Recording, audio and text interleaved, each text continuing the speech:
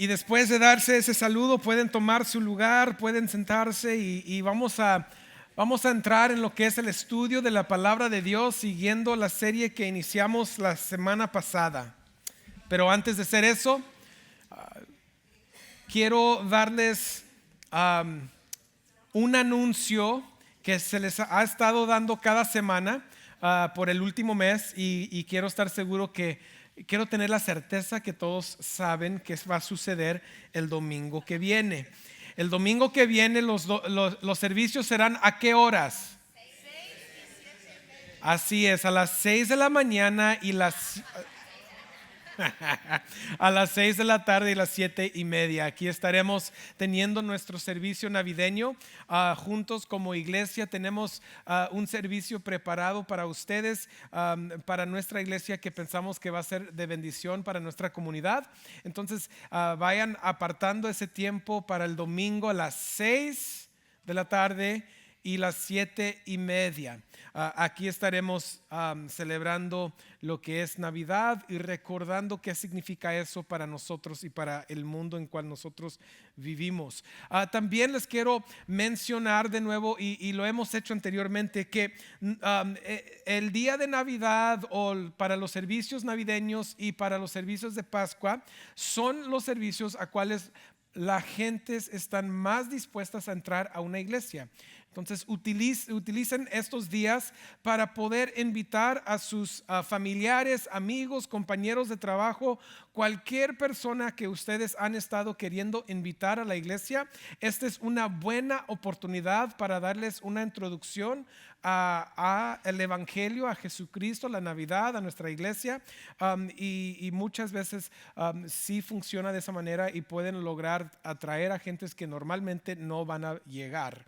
Y sabemos que una vez de llegar puede ser la vez que cambie todo para sus vidas. Entonces les estamos invitando a hacer eso. En el primer servicio sí les mencioné orar. El día de hoy, el lunes y el martes, orar por aquellos a quienes les vas a extender esa invitación, y luego ya el miércoles, el jueves y el viernes pueden empezar a invitarlos para poder darle espacio a Dios, obrar en sus corazones para ellos llegar al servicio y estar listos para recibir el mensaje que se va a dar ese día y poder celebrar con familia lo que significa la Navidad.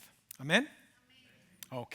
Bueno, ahora sí vamos a entrar en lo que es nuestro sermón. Acuerden que la semana pasada abrimos una serie que le titulamos Nació, y estamos viendo los versículos de Gálatas capítulo 4, versículos 4 en adelante, y estamos viendo que Jesús fue enviado por el Padre. La semana pasada habíamos comentado que el escuchar o leer que fue enviado del Padre o fue enviado de Dios significa que Jesucristo ya existía, Jesucristo es eterno, y empezamos a ver su divinidad porque tuvo que ser Dios quien vino hacia la tierra. La segunda cosa que vimos la semana pasada fue que Él fue nacido de mujer.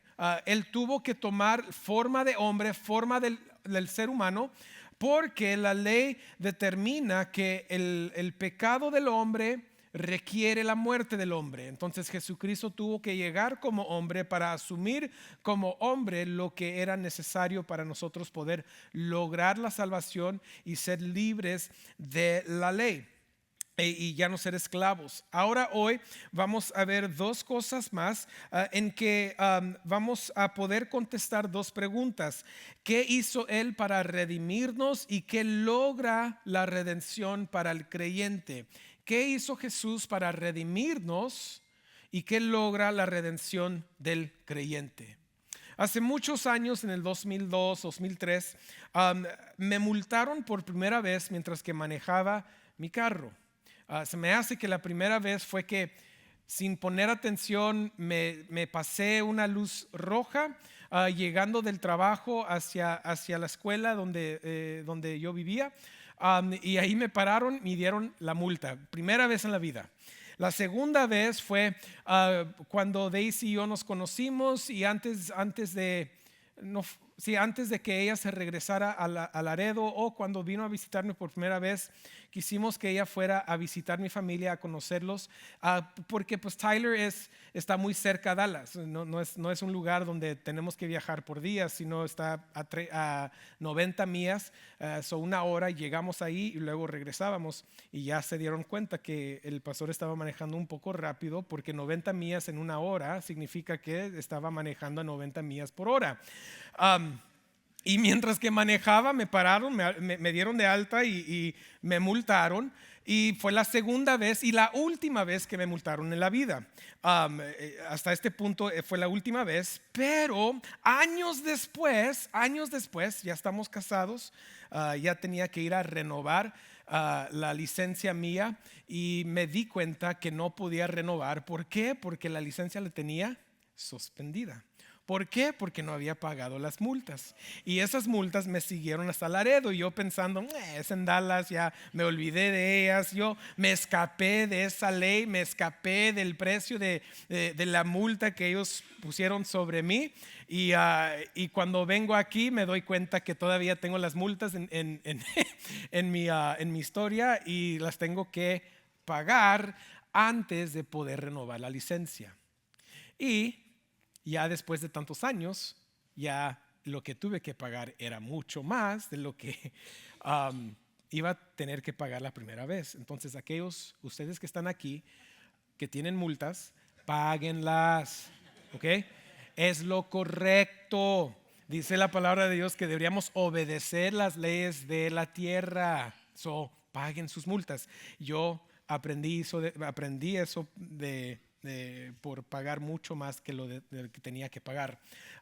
Pero la razón por la cual lo digo eso es que aunque yo había vivido muchos años ya después de 2002, vamos a decir que llegó al 2008, muchos años, eran como 6 años, no muchos. Vamos a decir como unos 6 años que por fin me di cuenta y tuve que ir a renovar y tuve que pagar todas mis multas, que a veces que eran $200 de multas y pagué como, no sé si fueron como $1,000 de las multas por causa de tanto tiempo. Pero aunque ya había pasado mucho tiempo y aunque seguía la ley y ya no me han multado, todavía tuve que pagar por ese precio.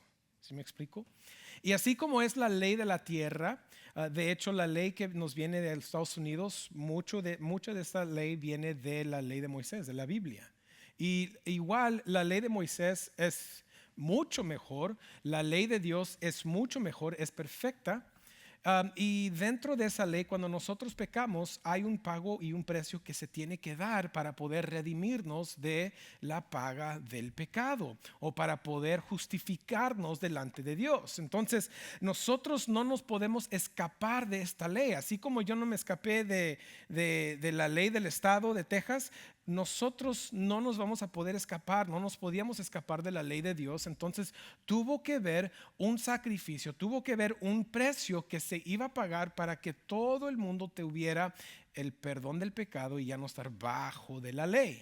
¿Sí me explico? La ley en sí misma, iglesia, no es malo, es buena. ¿Por qué? Porque viene de Dios. La ley viene de Dios, solo que la ley no vino con el propósito de salvar. Jesús vino con el propósito de salvar. Y por causa de eso, todos que vivimos como esclavos hacia la ley hasta que somos redimidos por Jesús mediante nuestra fe en Él. Vamos a Gálatas 4 al 5 y vamos a ver cómo explica esto el apóstol Pablo. Si no tienen sus Biblias, está aquí en la pantalla, pero si tienen sus Biblias, ustedes saben que aquí en nuestra iglesia nos encanta escuchar esas páginas, así mero. Ni están llegando a Gálatas, nomás están haciendo ruido. Pues el pastor le gusta. Y dice el apóstol Pablo, pero cuando vino la plenitud del tiempo, la semana pasada explicamos que la plenitud del tiempo era el momento justo en la historia que Dios el Padre había escogido para enviar a su Hijo.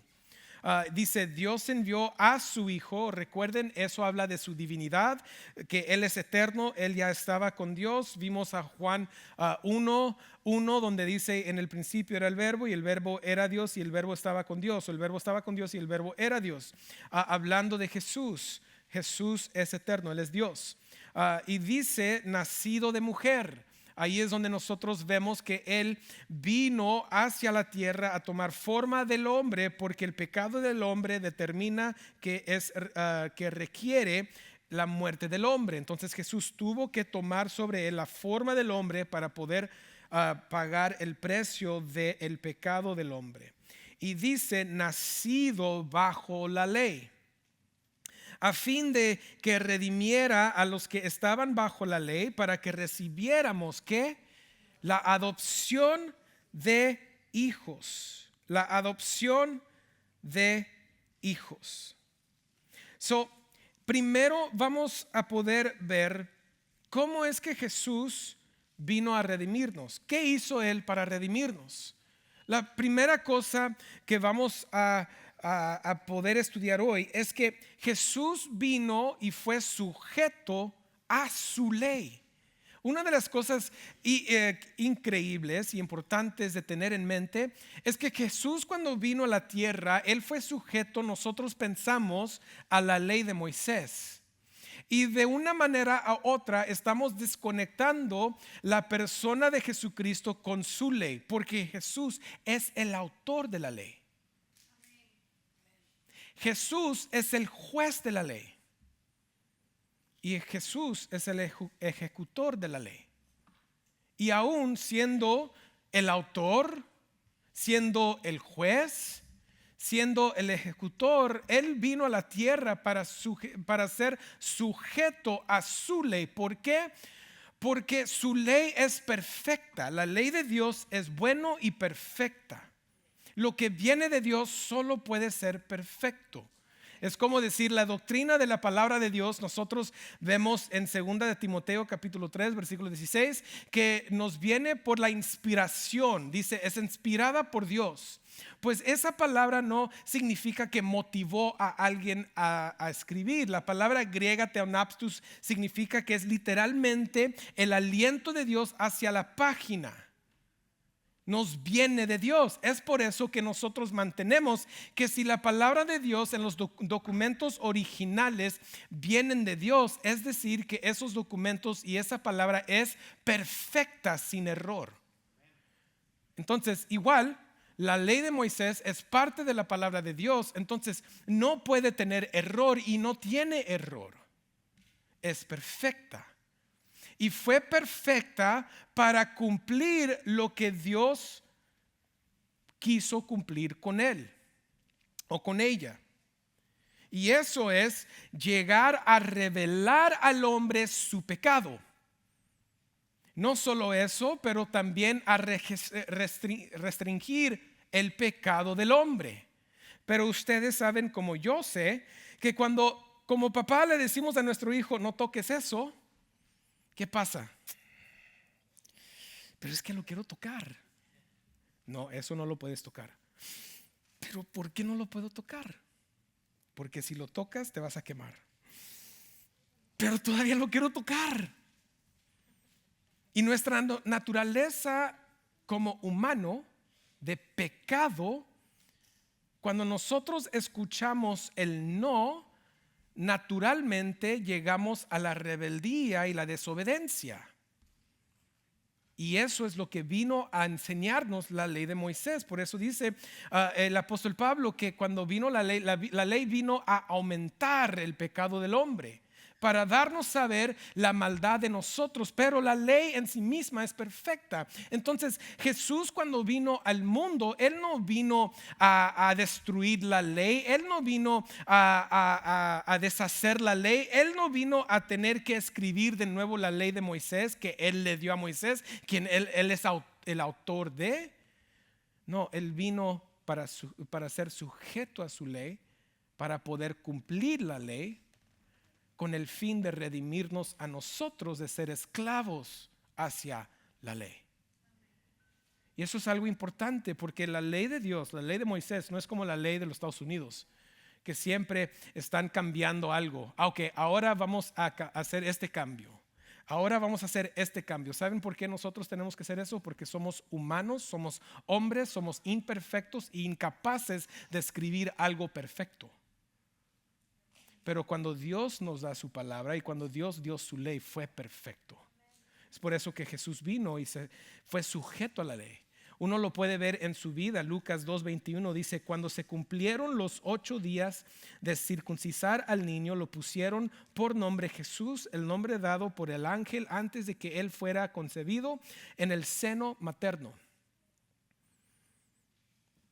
Jesucristo fue no solo nacido de mujer, pero la mujer a quien él nació, la familia a quien él nació, fue una familia de judíos. Y como judíos eran sujetos a la ley que él, Jesús, el bebé, ¿se imaginan? El autor de la ley como bebé. Pero él vino a una familia que estaban sujetos a la ley que él hace miles de años le había dado a Moisés en su palabra. Y por causa de eso, los papás lo sujetaron, lo hicieron sujeto a la ley mediante la ceremonia de circuncisar y de otras cosas. En Lucas 2:22 al 24, y al cumplirse los días de la purificación de ellos según la ley de Moisés, lo trajeron a Jerusalén para presentar al niño al Señor, como está escrito en la ley del Señor: todo varón que abre la matriz será llamado santo para el Señor, y para ofrecer un sacrificio conforme a lo que fue dicho en la ley del Señor. Aquí está el Señor como bebé, se está presentando. Él es el Señor de la ley, que le dio la ley a Moisés, pero aún así él es sujeto a lo que la ley requiere. Dice: un par de tórtolas y 2 pichones. ¿Y por qué hacían esto? Pues porque en Éxodo Dios les pidió esto.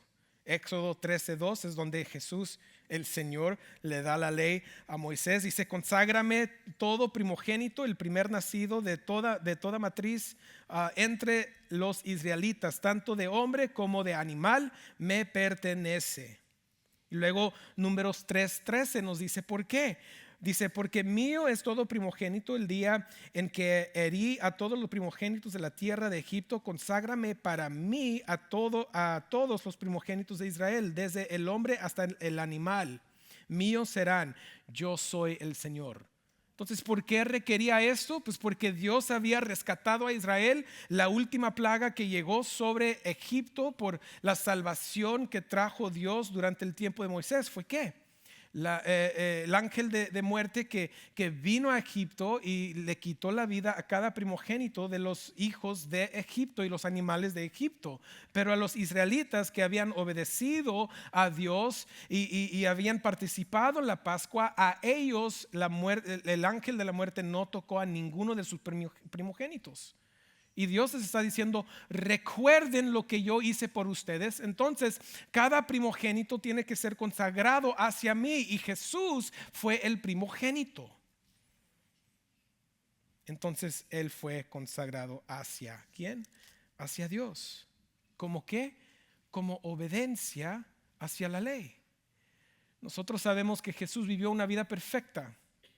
Tan bueno fue Jesús que aún las gentes que lo niegan por otras filosofías y religiones aceptan su integridad y quién era él como persona. Dicen: él era un hombre muy bueno y un ejemplo para todos. Tan bueno fue Jesús que eso lo reconocen los incrédulos. Él fue perfecto cuando se presenta delante de los gobernadores de la tierra, cuando se presentó delante de Pilato antes de ser crucificado. Él dice: yo no encuentro nada malo en este hombre. Jesucristo fue un hombre perfecto, no solo en obedecer a su mamá y su papá, pero en obedecer a su Padre Celestial. Jesucristo fue perfecto en su amor hacia los demás. Jesucristo fue perfecto aún cuando se le ofreció presentarle o darle todos los reinos de la tierra. Jesús dijo que no. Jesús fue perfecto en su obediencia cuando los judíos lo quisieron tomar y hacerlo rey por fuerza. Él dijo: no, yo no vine a eso, yo vine a hacer la voluntad de mi Padre. Él vino a obedecer. Él vino a cumplir la voluntad del Padre y no cumplir sus ambiciones. Bueno, podríamos decir que la única ambición que tenía Jesús era cumplir la voluntad del Padre. Entonces podemos decir que sí cumplió sus ambiciones. Él fue perfecto, iglesia. Y aún siendo perfecto, llegó a un mundo lleno de pecado, cual la ley nos revela, nos dice. Y en un mundo de pecado, un mundo de maldad, Él fue un hombre de amor. En un mundo de muerte, Él resucitó a su amigo Lázaro de la muerte. Él vino y Él sanó. Él vino y extendió el reino de Dios hacia todos nosotros, hacia todos los pueblos del mundo. Pero aún así, el pecado, que es malo, aún así el pecado lo ve y le dice: no, tú no puedes estar aquí. Y siendo bueno, aún Él fue a la cruz del Calvario.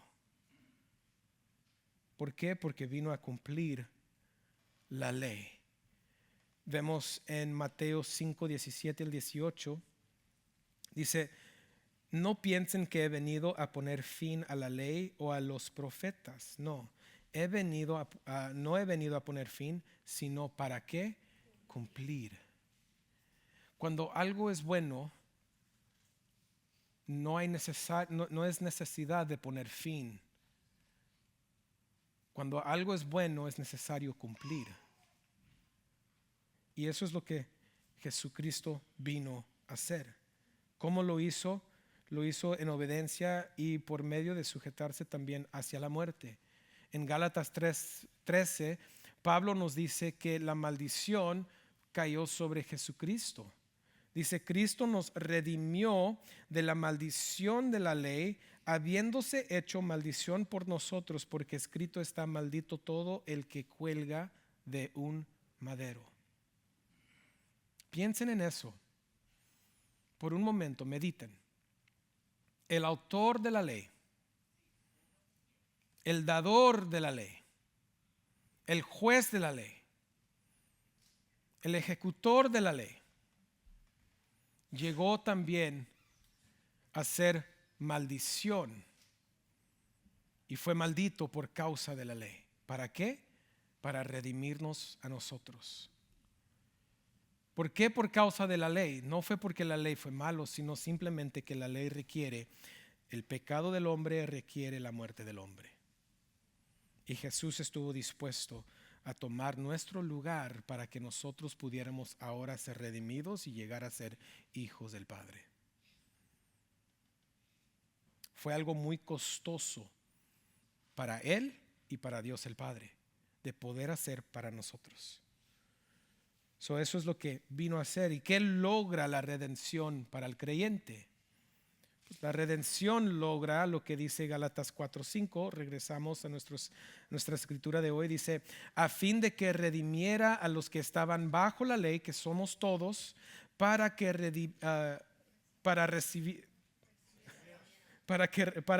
recibiéramos la adopción de hijos. La adopción de hijos. Entonces, el fin era redimir y el resultado de redimir era hacernos hijos mediante la adopción. Redimir es una palabra financiera. Exagorazo es esto, que es la palabra griega para redimir. Dice: provocar la liberación o libertad de alguien mediante un medio que resulta costoso para la persona que causa la liberación. Algo costoso para la persona que causa la liberación. El redimir es decir, tengo que pagar algo para redimir eso, para poder comprarlo.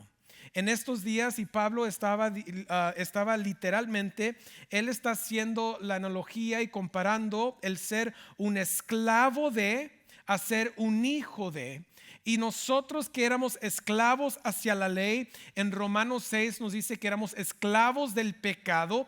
Para poder llegar a ser hijos de Dios, Jesucristo tuvo que pagar un precio costoso para nosotros ahora ser comprados, ser redimidos. El precio ya se pagó, ya el dominio de la ley no existe sobre nosotros porque el pago de la ley ha sido saciado.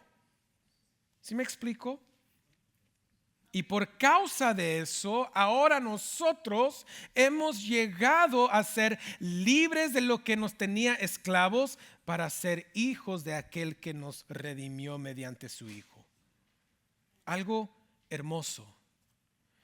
Algo hermoso. Y muchas veces nosotros en el cristianismo, muchas veces llegamos a la verdad de que somos salvos por la gracia, que la salvación está segura por la eternidad, y esas son verdades bíblicas. Y los guardamos y los mantenemos, pero por causa de eso muchas veces queremos nosotros devaluar el precio que Dios pagó para poder redimirnos. Es como cuando nosotros vamos a una tienda o a la pulga aquí, la pulga blanca, otras pulgas donde vayan ustedes y van con uno de los que están vendiendo y ven un objeto y dicen, y lo quiero eso. Y le dicen, oiga, ¿cuánto por este? Le dice, unos $50. $50, te doy $10, un taco y un chicle.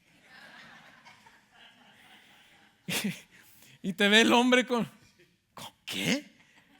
Vete de aquí. Y yo soy de esos tipos de personas. Daisy dice, le da vergüenza de ir conmigo a esto porque siempre me encanta negociar.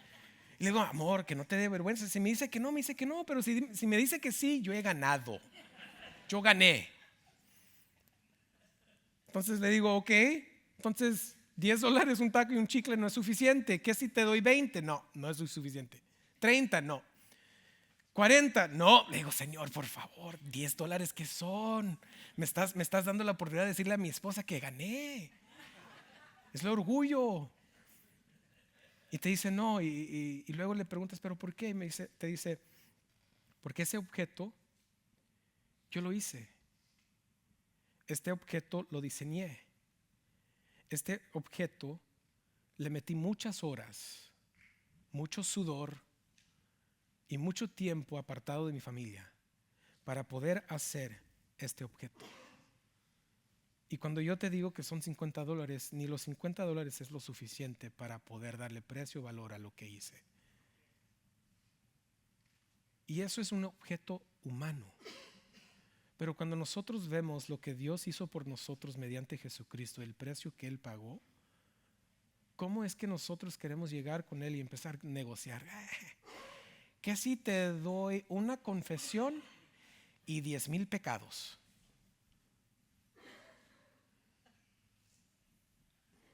Bueno, Dios, mira, ¿qué si vivo toda la vida diciéndole a todos que soy creyente, pero sigo con mi pecado, libre en mi pecado? No es justo, no es correcto. Y Dios nos ha dicho, no. Pablo nos ha dicho en Romanos capítulo 6, si la salvación viene por la gracia, entonces que podamos seguir en nuestro pecado. Dice, no. Casi le grita a la iglesia, no. ¿Cómo puede ser que ya sabiendo que el pecado te quiere robar, te quiere destruir, te quiere matar, que tú fuiste esclavo hacia eso? Y ahora teniendo esta libertad, teniendo esta posición en casa del Dios Todopoderoso que envió su Hijo por ti, ¿cómo puede ser que ahora tú quieres regresar a esto? No. Tenemos que entender el valor eterno del precio que le costó a Dios para poder redimirme a ti, o a mí y a ti.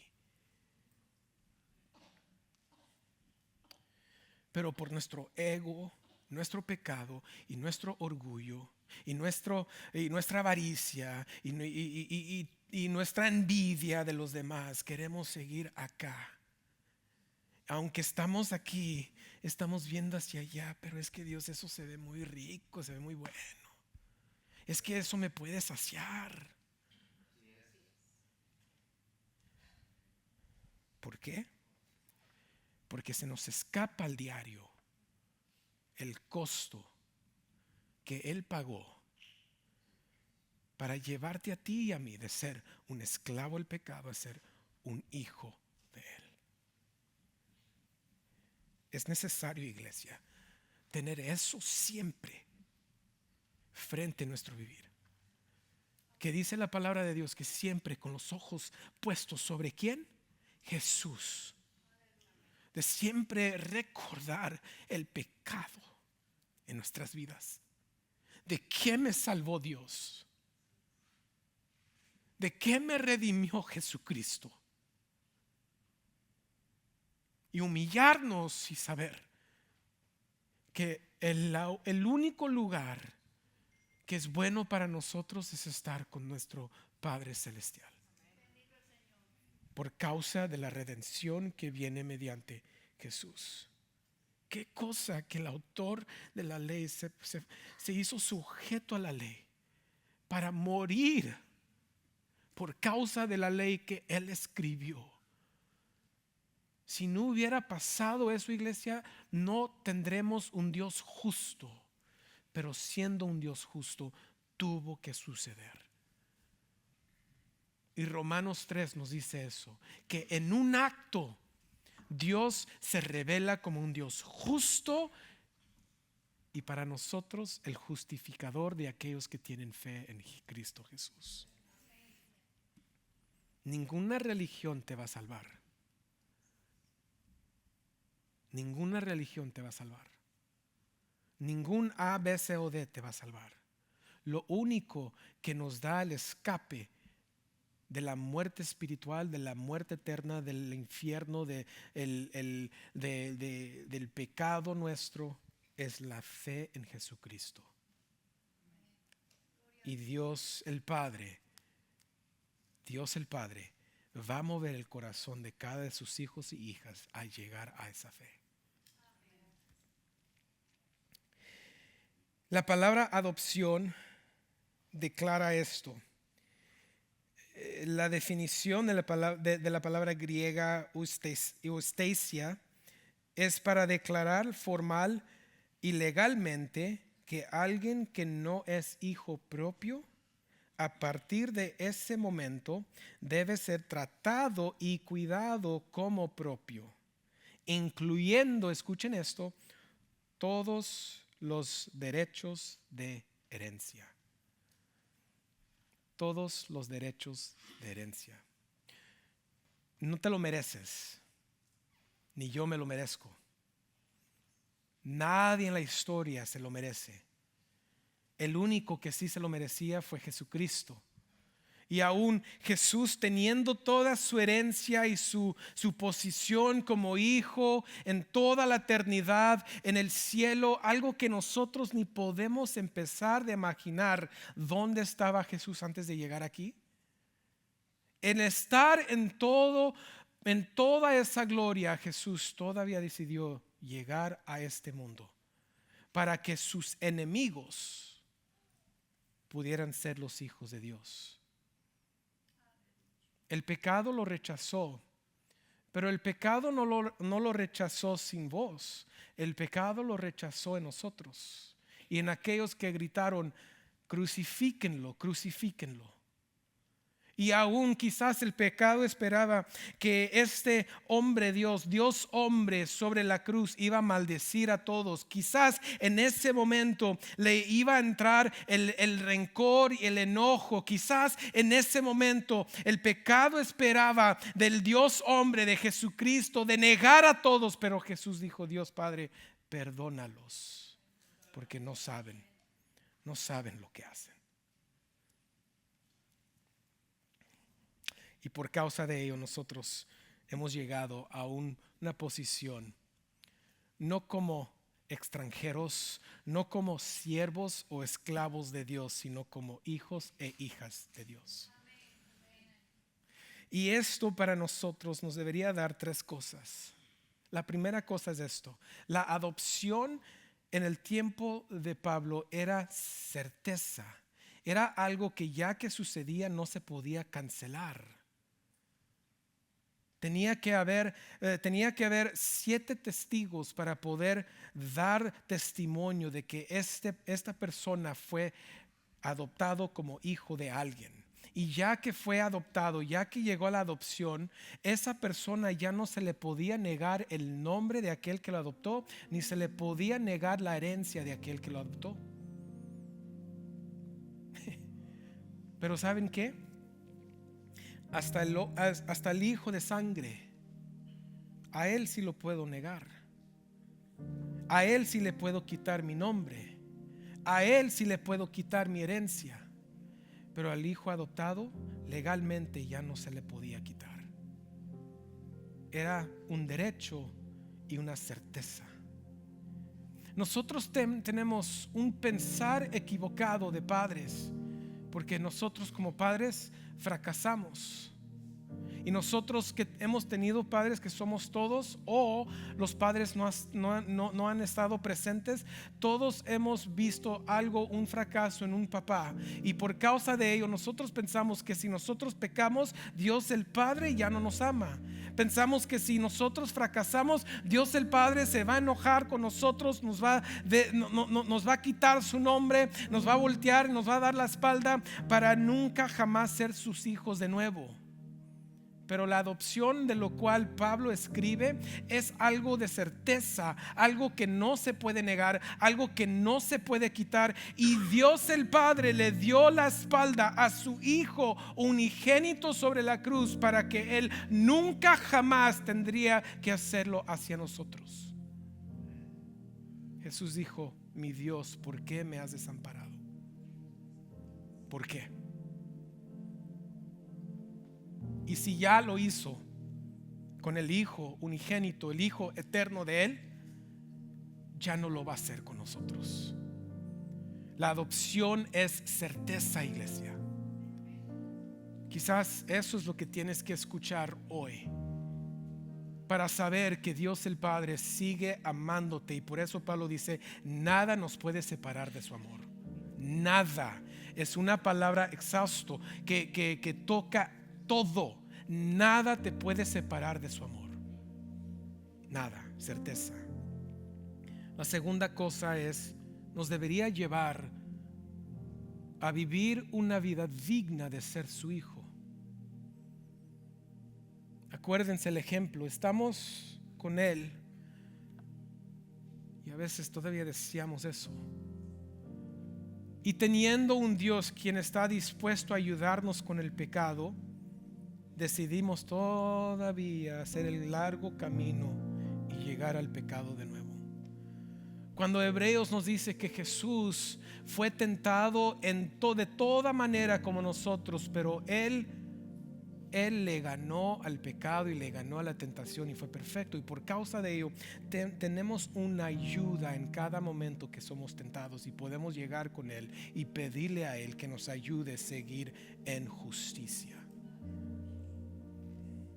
Deberíamos vivir de una manera digna del llamado de ser hijos e hijas de Él. ¿Vamos a ser perfectos? No. Y el pastor no les está diciendo ser perfectos. Lo que el pastor está diciendo es que si Él nos amó tanto, de que Él cumplió esto por nosotros, entonces el Espíritu Santo en nosotros, quien Dios nos da, nos ayuda y nos está impulsando a todos a querer amarlo a Él más que todo. Y cuando hacemos eso transforma nuestro vivir. El ya no vivir por nosotros mismos, pero ahora vivir por Él. Vive de una manera digna de esta adopción. Y la tercera cosa es: no importa qué suceda en tu vida, siempre vive agradecido con Dios. Puedes perder todo en esta vida, te va a llegar la enfermedad. Iglesia, les voy a decir un secreto: todos van a morir, yo también. Es parte de este mundo y del pecado que entró en el mundo. Todos vamos a sufrir de una manera u otra. Pero aún cuando estamos en sufrimiento, la palabra de Dios nos dice que deberíamos estar agradecidos con Dios en todo tiempo. No deberíamos estar quejándonos. Deberíamos estar agradecidos. Y cuando nosotros vivimos de una manera agradecido, hay menos pecado en nosotros, porque el agradecimiento remueve la avaricia, remueve la envidia, remueve la codicia, remueve todo lo que nos causa casi llegar al pecado, porque estamos agradecidos y decimos: papá Dios, gracias, porque aunque no me lo merecía, tú me salvaste.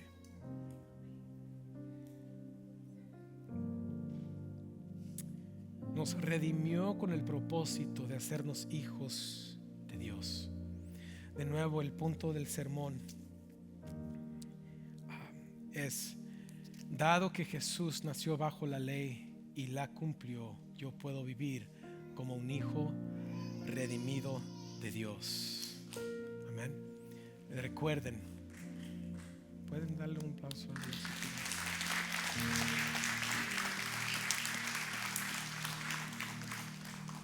Ten la certeza de lo que Él hizo por ti. Vive de una manera digna y vive agradecido con Él. Padre, te damos gracias porque eres bueno.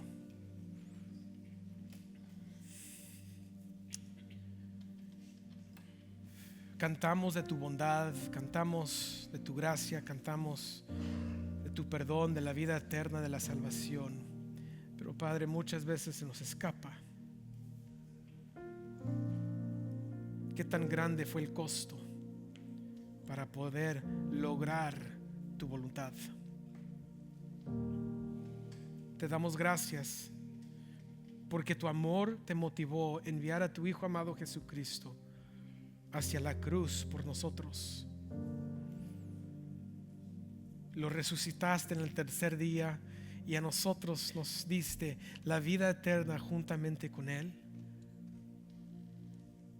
Nos diste un lugar en tu casa, una silla en la mesa, un cuarto en tu habitación. Nos diste tu nombre, nos sellaste con tu Espíritu Santo. Aunque estábamos en pecado, cuando tú llegaste hacia nosotros, y por ello te damos gracias. Ayúdanos, oh Dios,